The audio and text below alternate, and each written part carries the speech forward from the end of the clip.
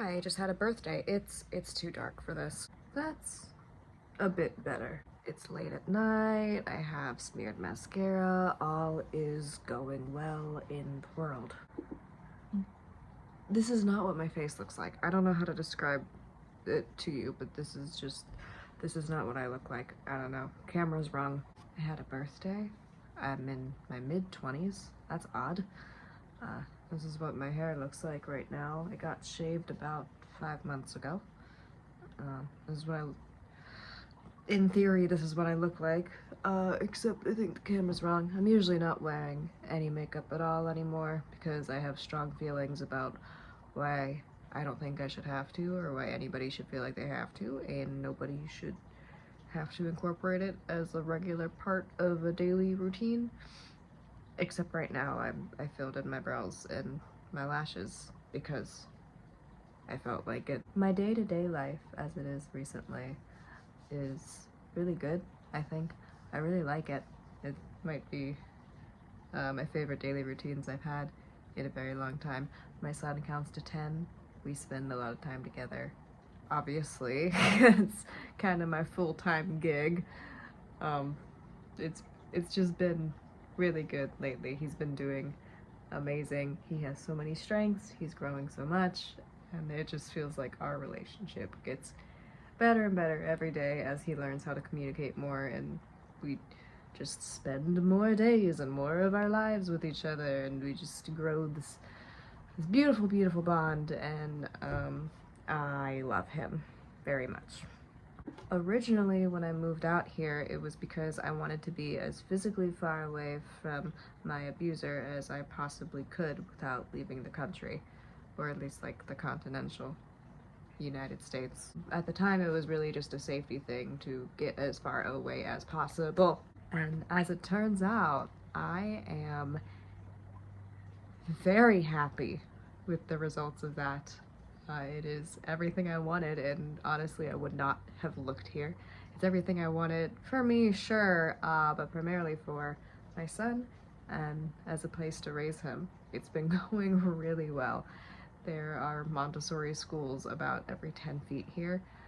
I've noticed that the parenting culture, it's very popular for parents to be into the Montessori and gentle parenting kind of style, which is a very sad thing for me to say. Is when I was living where I was before, whenever I would hear a young child start to scream or cry in public, I would just kind of expect and wait for the parent to snap at them, and then I would silently judge them a little bit. But here, I rarely hear a parent snap at them. There's a lot of very intentional and very responsive parenting happening. So I've made a lot of parent friends that way. That's been really great to be around like-minded people. I'm surrounding myself with friends? What? Community? It's been amazing. I've like never had that before. I've never had that before in the way that I have that here. This place is like everything I wanted for my son and more. It just popped up out of nowhere, and it's beyond perfect. Along with surrounding myself with a lot of parent friends and making a lot of strong bonds that way, I've also been really focusing on engaging with my church community more. I have an actual relationship with the priest of my local parish, which is great for me spiritually.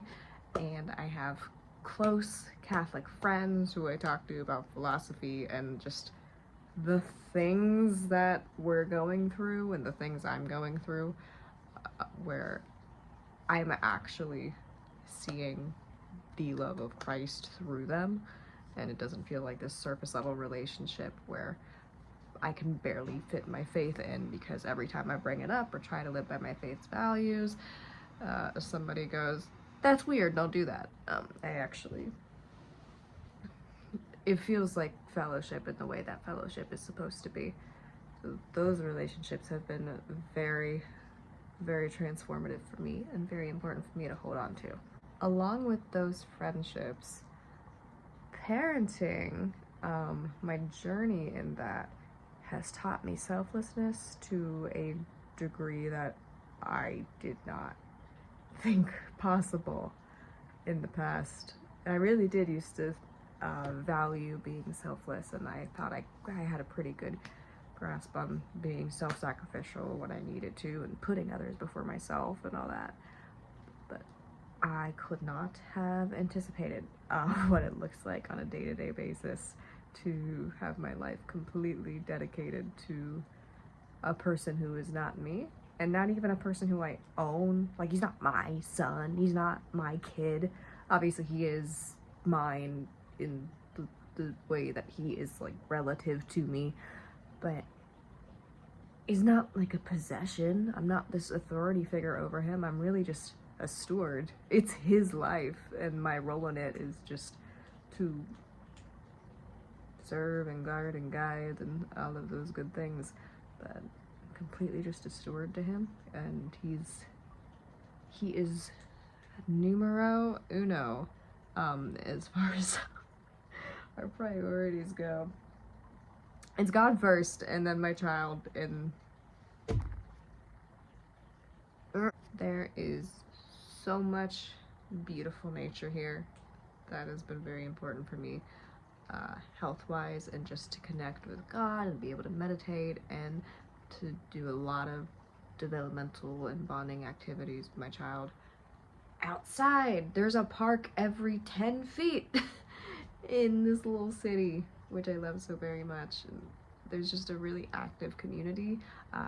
There's a lot of accessibility, which is great because I love being outside and going outside with him so much. We've been traveling a lot of places on foot because that's very possible where we live. I love that.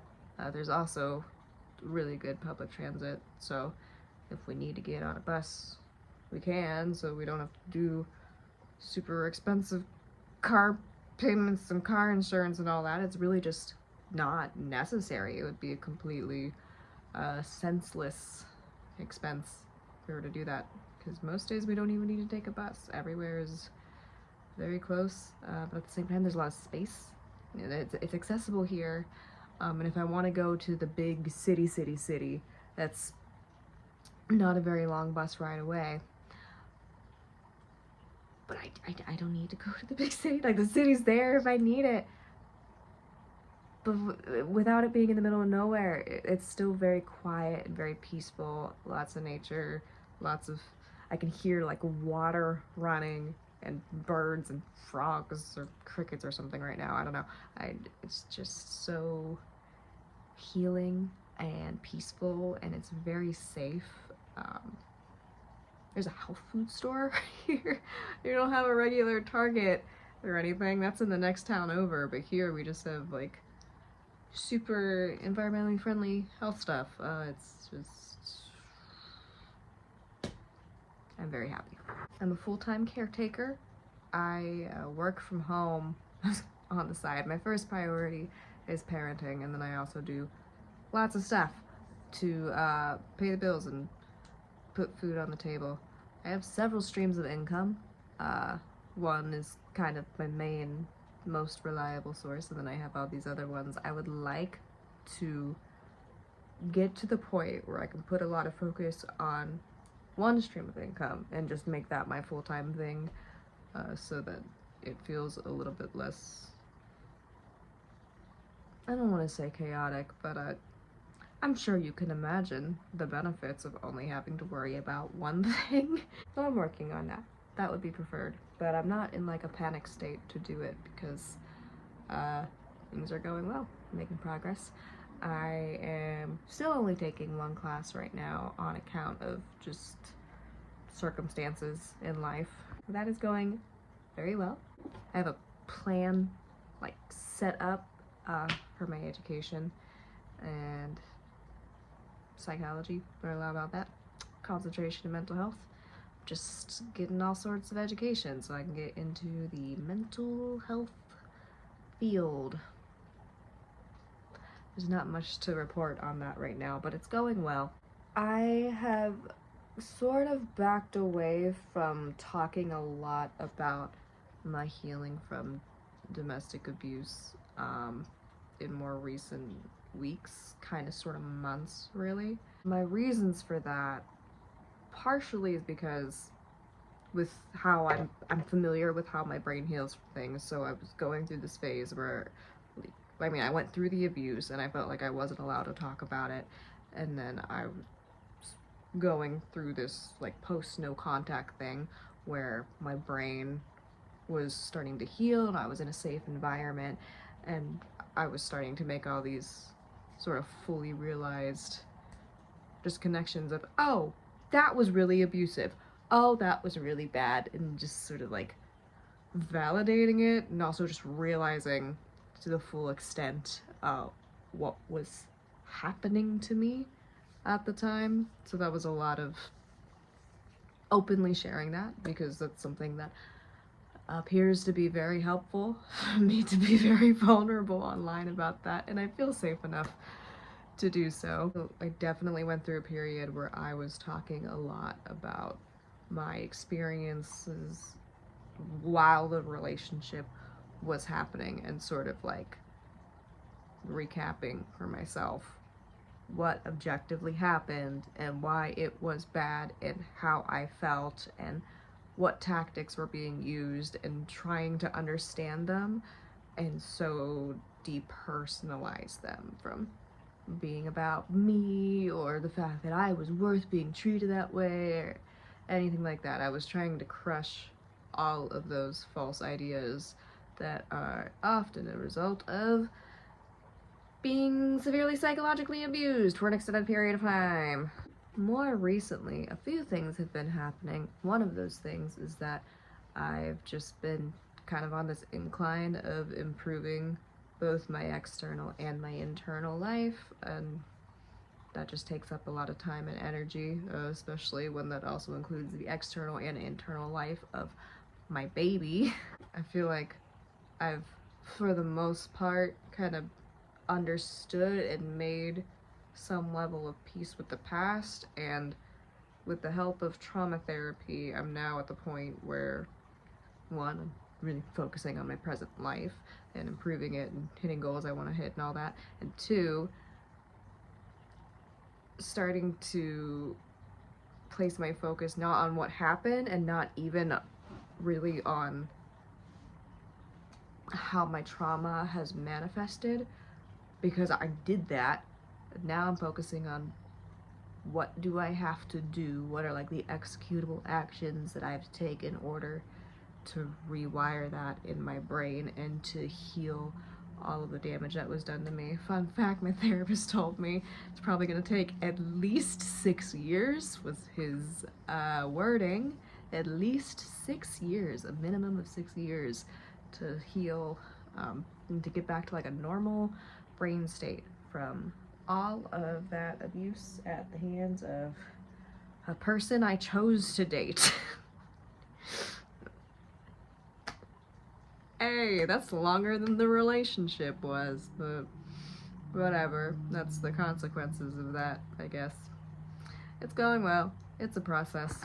The other reason that I'm not talking about it as much publicly very recently isn't because I've decided to stop talking about it entirely. Obviously, being an advocate for domestic violence survivors and people who are currently experiencing domestic abuse that's something I really want to always be a beacon for. I was gonna say spokesperson. That is not the correct term. I always want to be an advocate for that. That's not something I want to take a light off of at all, except for recently a little bit. And it's kind of because I just don't want to put more energy into thoughts of that topic right now. I've been very open about the fact that after I left my abuser for the last time, if it was on his end, it would have been called the final discard, except it was on my end where I was truly just trying to keep myself and my child safe.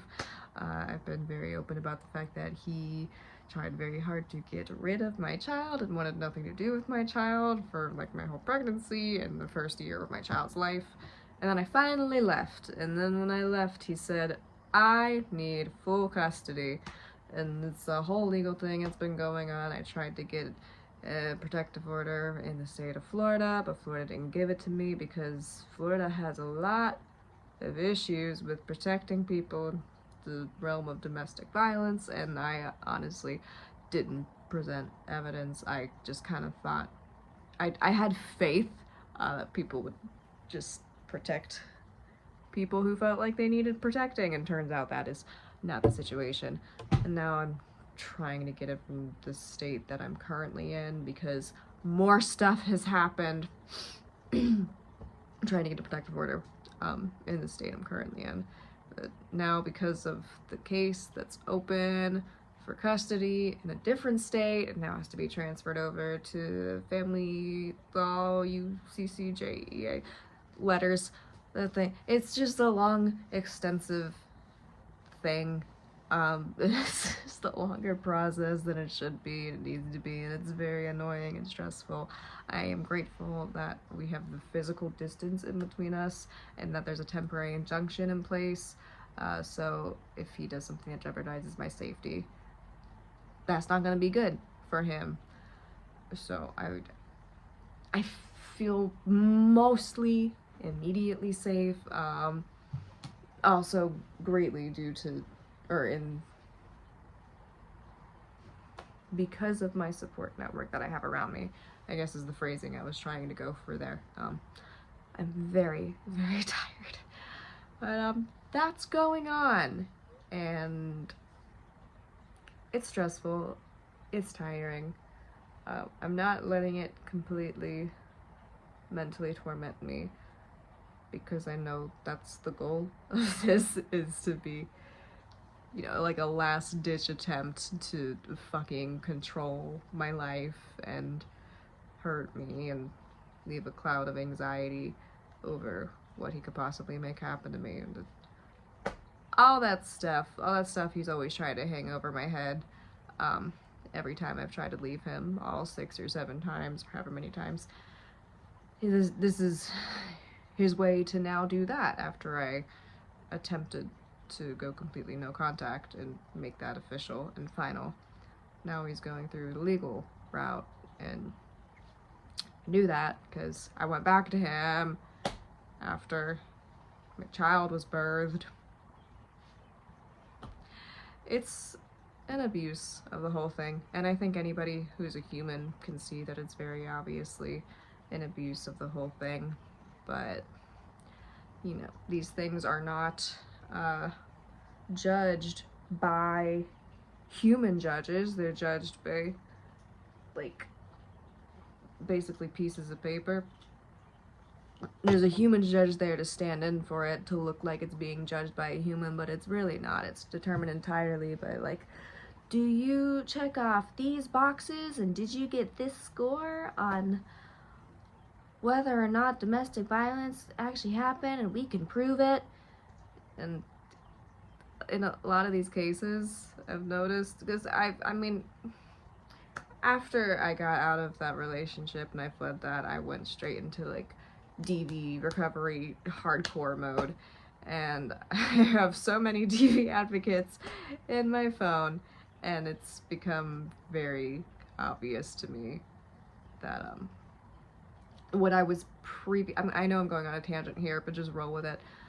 What I was previously afraid to reach out to people about, which was just what was happening to me, which is all this manipulation and abuse, I was so scared to ask for help because I felt like my abuser was just really manipulating things in such a specific way to me, and there were so many layers to it. It was just so complex, and at that point I felt like I can't go to anybody, I can't ask for help, because that's too much to explain and they're not going to believe me. And that's what he confirmed whenever I even spoke of or fucking thought of trying to get help. It was just very isolating. I just felt so stuck in it. I felt like this is such a weird, strange, unique situation to me that nobody could ever understand, and I'm gonna be stuck in this forever because there's no way out, because help is not available to me. And since I have separated myself from that and gotten to a safe place and been able to look at that from a more objective point of view with therapists and domestic violence survivor advocates and all these things, it's become now to me very obvious that he was just following like a blueprint for abuse, like this classic old school.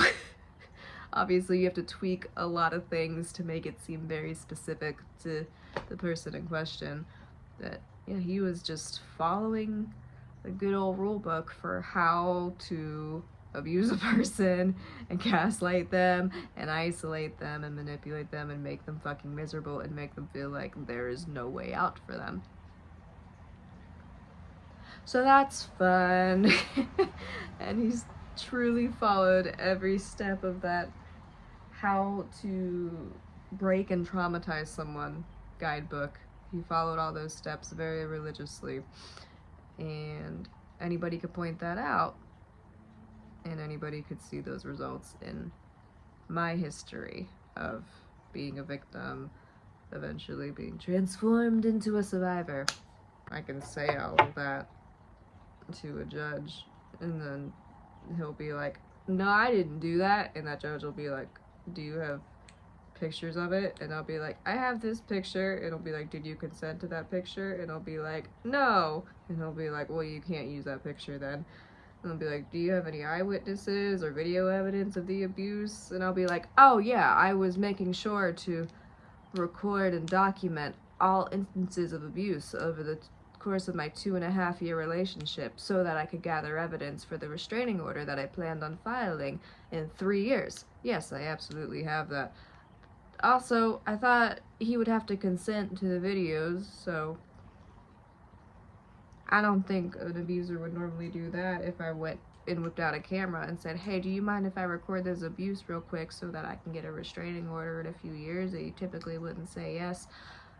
Also, the idea that you need to have an eyewitness to a very specific type of abuse or a video evidence of a very specific type of abuse, like usually in front of cameras and in front of other human beings' eyeballs are two places abusers try to not abuse. That's usually like a tactic. That's usually a thing done behind closed doors. So I think the whole thing is fucking stupid, and it doesn't sound like it's actually set up to protect any survivors. But whatever. So you can see why I don't like to spend more time on it than I have to.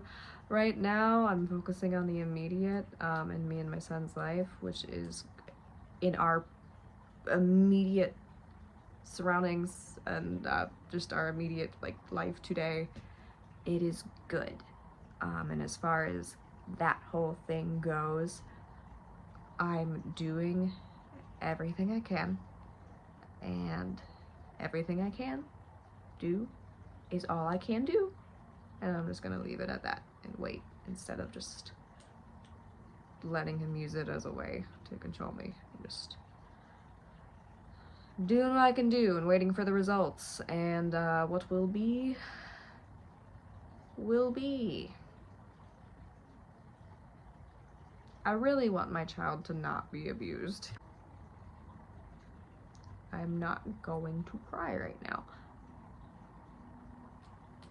I waited and I fought for a very long time, for much longer than a lot of people should have to wait, just in order for things to be normal and peaceful and happy, and I'm so happy with them for me. And I'm also so grateful that I'm building this life that my son has right now, where he could grow up and have this home, and he's safe, and he doesn't ever have to go through anything I had to go through. And that's been such a priority for me.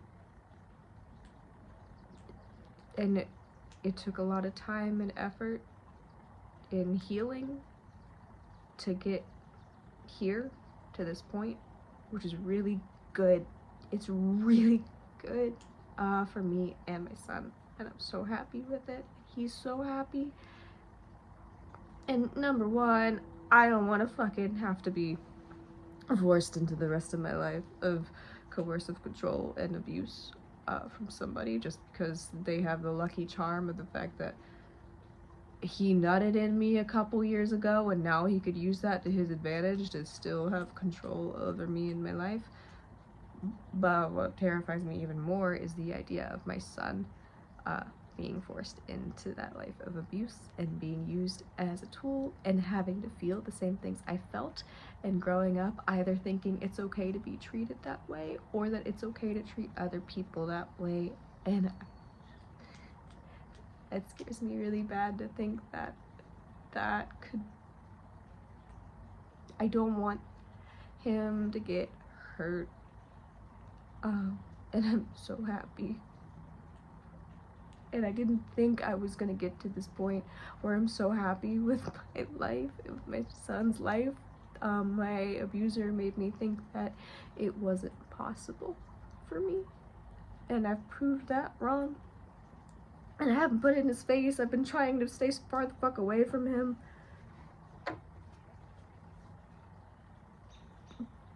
And I just want him to leave us alone. So I'm trying to, for the time being, just do what I can do and enjoy me and my son's life as it is right now, which is good. So that is the start of this year, this age for me. That's where things are right now. And it's the start of my mid-20s. Isn't that a fun way to begin? It feels like the calm before the storm. I don't like that. It feels like everything is so great and happy and everything's the way I want it, and it feels like home. And if it ends up getting to this middle part of like, and all of that got taken away again. I don't want him to take that away from me. I don't want him to hurt my son. I don't want him to make my son go through that. Yeah, no. Anyway, I'm happy right now, so.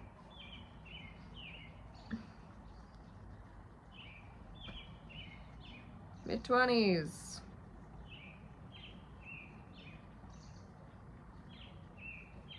All right.